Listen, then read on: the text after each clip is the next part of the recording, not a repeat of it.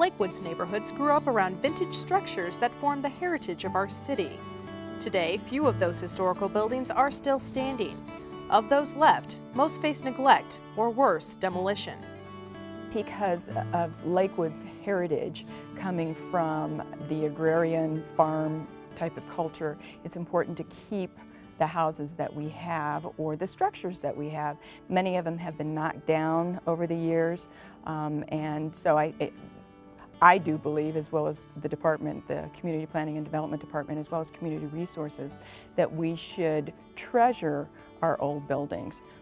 Ironically enough, in Europe, many of the old buildings are over, 500 years old, and we're lucky if we can have something that's older than 75 years old. So it's very important to keep our buildings. One property that played a major role in Lakewood's past is the Beer Sisters Farm, near Bellevue and South Wadsworth Boulevard. From 1898 to 1952, it was a thriving dairy run by a family of remarkable sisters who didn't let tough times or society's belief about women stand in their way. While the dairy is gone, the old silo and farmhouse are still standing. In the state of Colorado, as well as nationally, it was unheard of in the mid-1900s to have sisters run a business like that. So from an economic development perspective as well as a historic perspective, it really is a unique treasure that we have. It was built in 1918 and would certainly have departed from the average farmhouse in the area. First of all, it was modern. By that I mean it had running water, it had an indoor bathroom.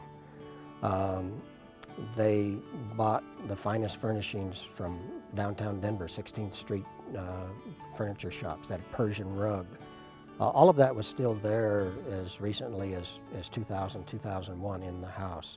Bud Ware grew up with the Beer Sisters and watched them carve out their dairy empire in a business world populated by men. In a way, the Beer Sisters became sort of surrogate mothers because during the 1940s, my mother, a single mother, worked at Remington Arms plant, and while she was gone, I would sneak away and go to the Beer Sisters. I would get on the road grader. All the roads were gravel then. Hamden, Kipling, everything was a gravel road. I would hop the road grader, go to the Beer Sisters, and often spend the day there. And so, as I say, they became kind of my surrogate mothers. I became their little mascot. They fed me ice cream and took care of me. They moved here in 1892, the family. They came from Kentucky, from a southern plantation family.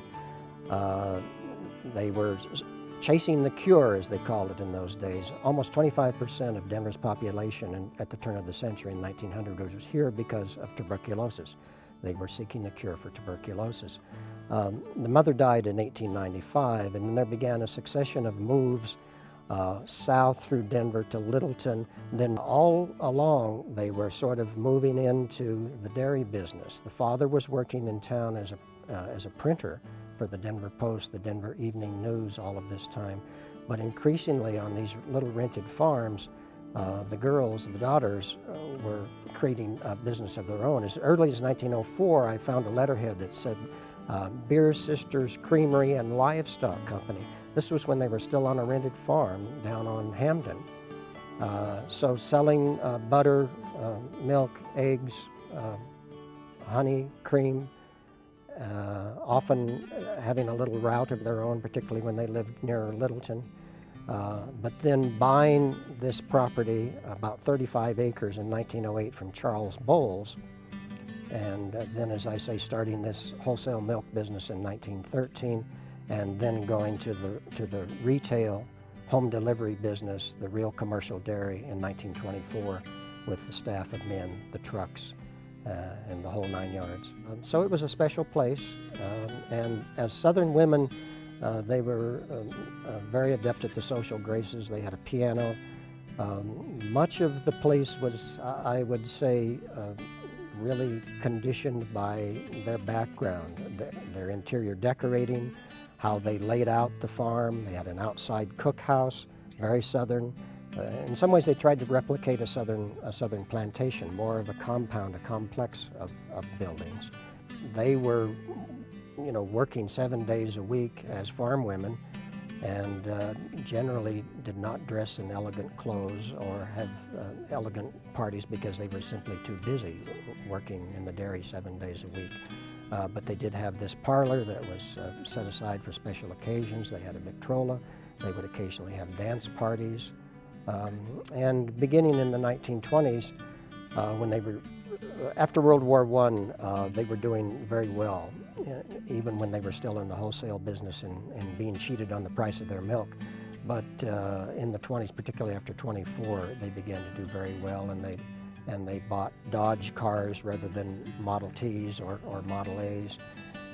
And so there was this, as I say, elegant, genteel side to them that comes from their mother's tradition as the Southern Belle from Kentucky. To own your own labor, to own your own body, you could only do that in those days really outside of marriage. And for 5 women, 5 biological sisters to remain never married, to establish this kind of communal agriculture indeed is unique, and something in Lakewood's heritage that is little known, and we probably should know more about it and celebrate it as this unique piece of women's history and agricultural history in Lakewood's past. The city of Lakewood has worked for years to hold on to significant historical buildings. Some structures were saved and transported to the Heritage Center.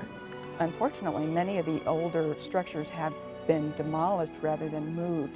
If you don't have anywhere to move them, it is difficult to find a location or find someone that wants to take care of them because of the maintenance on them. On the visitor center, they have been able to do a lot of that through grants and through loans. So that is a nice area. And in fact, on the sidewalks in the Heritage Center, they have also etched some of the older signs that used to appear on Colfax that no longer are around. For more information on the Beer Sisters Farm, please contact Rachel Griffin at 303-987-7734. For more information on the Lakewood Heritage Center, please call 303-987-7850 or visit our city website at www.lakewood.org. Given the pace of development, the velocity of history, as I call it, we need to remember what Lakewood was like. And the Beer Sisters added something very special, I think, in this context of a kind of chaotic, fast-paced, centerless, rootless, unincorporated area, and that is a sense of place. And I think this applies not only to Lakewood, but to much of suburban Denver, and indeed much of the West, that they're unlike the South where they came from, or New England, where people tend to remain rooted for several generations. In this area, people tended to move on. They didn't. They stayed in one place, and we need a sense of place. And with the pace of development we've had here, we've pretty much lost that. Before the building was lost, Lakewood created this video to capture the importance of this piece of Lakewood history. As of 2012, the building no longer exists, but its memories live on in the old photographs and the oral history presented here.